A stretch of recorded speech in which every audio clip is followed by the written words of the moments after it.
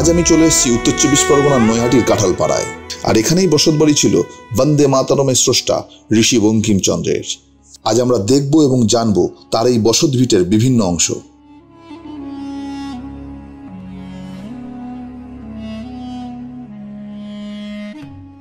তার এই 1800 শতকের বসতবাড়িটি মেইনটেনেন্সের অভাবে ভগ্নদশায় পরিণত হয়েছিল।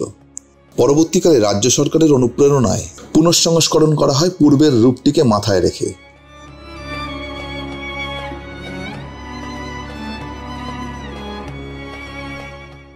বসতবাড়ির গেট থেকে ঢুকেই বাদিকে পড়বে বর্তমানের অফিস ঘর। সেখান থেকে পারমিশন নিয়েই আপনারা অন্দরমহলে প্রবেশ করতে পারবেন।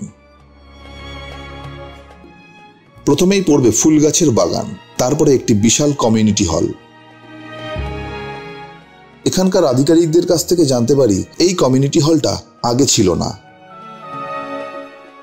কমিউনিটি হলটি বানানো হয় বসতবাড়ির বিভিন্ন অনুষ্ঠান এবং মিটিংয়ের উদ্দেশ্যে।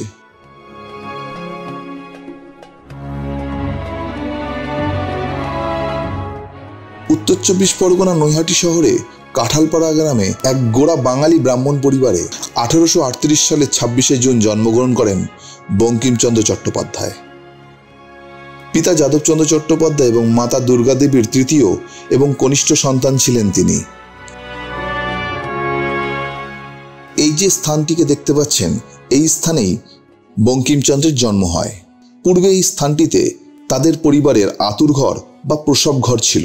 এই স্থানটি বসতবাড়ির উত্তর পশ্চিম অংশে রয়েছে। এখানে একটি স্মারকের মধ্যে তার জন্মের বিবরণ লেখা আছে।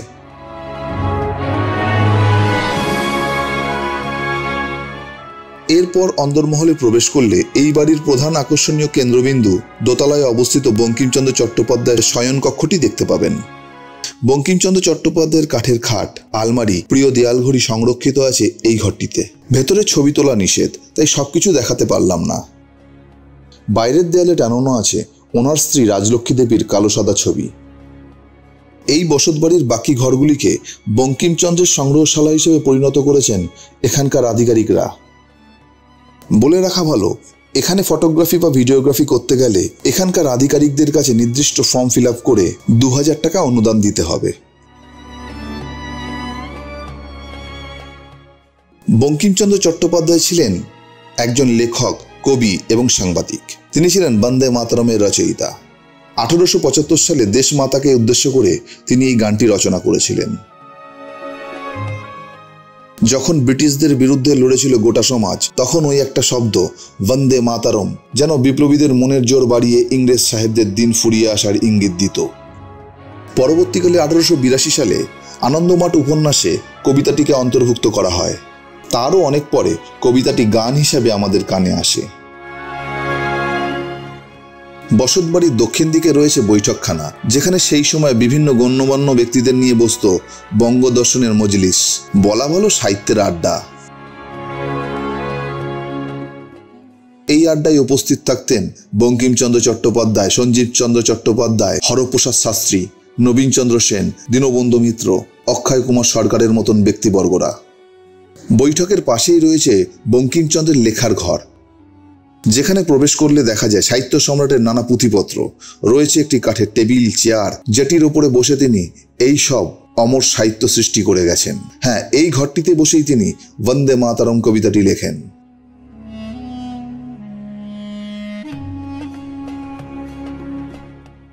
যদিও এই নিয়ে একটি মতভেদ আছে।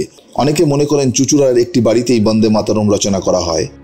এখানকার এক আধিকারিকের কাছ থেকে জানতে পারি তারা সরকারের কাছে প্রমাণ দিয়ে আবেদন করে চুঁচুড়ার ওই বাড়িটি নয়, এই বসতবাড়িটি বন্দে মাতরম লেখার স্থান ছিল। এর ঠিক পাশেই রয়েছে চট্টোপাধ্যায় বাড়ির পারিবারিক কুলদেবীর মন্দির এবং শিব মন্দির। বর্তমানে এই স্থানটি সরকারি অধিগ্রহণের ফলে বঙ্কিমচন্দ্র চট্টোপাধ্যায়ের সমস্ত পুঁথি নিয়ে একটি সংগ্রহশালা ও গবেষণাগার নির্মাণ করা হয়েছে, যার অন্দরমহলে রয়েছে বঙ্কিমচন্দ্রের ব্যবহৃত পাগড়ি, শাল, সাজবাতি, দাবার গুটি, গানের স্বরলিপির খাতা, বংশতালিকা, অভিজ্ঞান শকুন্তলমের পুঁথি, বঙ্গদর্শন পত্রিকার অর্থের বাক্স ইত্যাদি।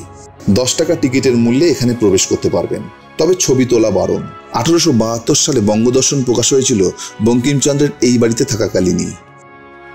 বাড়ির কাঁঠালপাড়ার রথটি দেখে মনে পড়ে যাবে বঙ্কিমচন্দ্রের লেখা রাধারানীর কথা। বুঝতে অসুবিধাই হবে না ওই লেখনীতে এই রথের ভূমিকা। রথযাত্রার সূচনা করেছিলেন বঙ্কিমচন্দ্রের দাদা শ্যামাচরণ চট্টোপাধ্যায়। তমলুকে ডেপুটি ম্যাজিস্ট্রেট থাকাকালীন সেখানে কারিগরদের দিয়ে রথ তৈরি করেছিলেন তিনি। সেই রথ রূপনারায়ণ এবং গঙ্গাযোগে নৈহাটির ঘাটে নৌকা করে নিয়ে আসা হয়েছিল। রথযাত্রার সূচনা হয়েছিল 1862 থেকে। সেই রথযাত্রা আজও চালু আছে। রথযাত্রাকে কেন্দ্র করে সোজা রথ থেকে উল্টো রথ পর্যন্ত বিশাল মেলা হয়।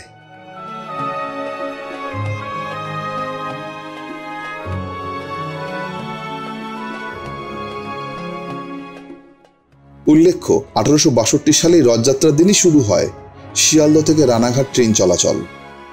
রথটিকে উৎসর্গ করা হয়েছিল বঙ্কিমচন্দ্রের মা দুর্গাদেবীর নামে, তাই তিনিই সবার আগে রথের রশিতে টান দিতেন।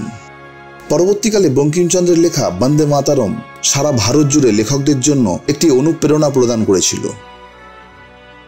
আপনারা যদি নৈহাটির কাঁঠালপাড়ায় ঋষি বঙ্কিমচন্দ্রের বসতবাড়ি পরিদর্শন করতে চান তাহলে শিয়ালদা থেকে ট্রেনে সোজা নৈহাটি স্টেশনে পৌঁছতে হবে। তারপর সেখান থেকে পায়ে হেঁটে বা টোটোতে বঙ্কিম ভবন গবেষণা কেন্দ্র,